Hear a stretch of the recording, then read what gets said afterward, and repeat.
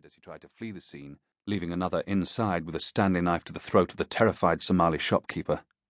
Against Lynn's advice, the incident commander had allowed the youth's mother to talk to the boy directly, and her pleas for him to surrender had succeeded where Lynn's had so far failed. Bad practice, but a good result. The shopkeeper unharmed, the youth walking out in tears into his mother's arms. This particular morning it was a 34-year-old engineer who'd returned from a 6-month stint in Bahrain the previous evening to find his wife in bed with his ex-best mate, the 3 kids all downstairs, clustered round the television watching Scooby-Doo. The mate had legged it, leaving his trousers dangling from the bedpost, and the wife to face the music. Neighbours had registered a lot of banging and shouting, but not thought too much of it until, in the early hours, the oldest of the children, barely 7, had shinnied through the bathroom window and gone running to the nearest house. "My dad's going to kill my mum! He's going to kill us all!"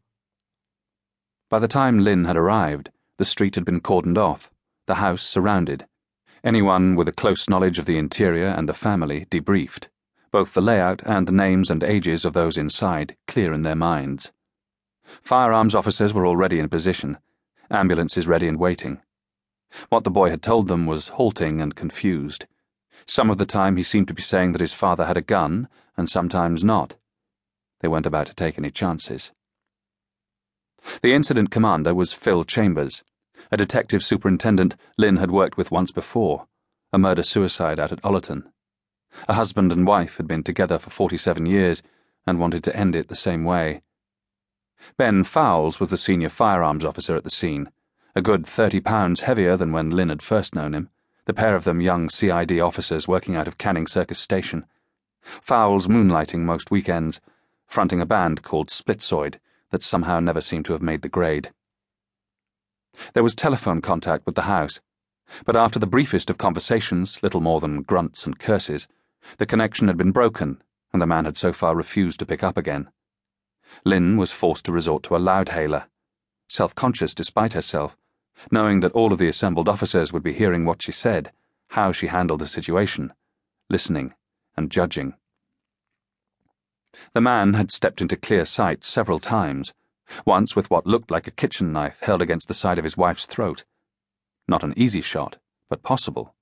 9 times, maybe, out of 10. Not a risk they were anxious to run. Not yet, anyway. Lynn had seen Chambers and Ben Fowles several times in close conversation, weighing up the pros and cons. The decision to shoot, theirs and not hers. Neither of the remaining children, a girl of 5 and a 3-year-old boy, had been seen for some time.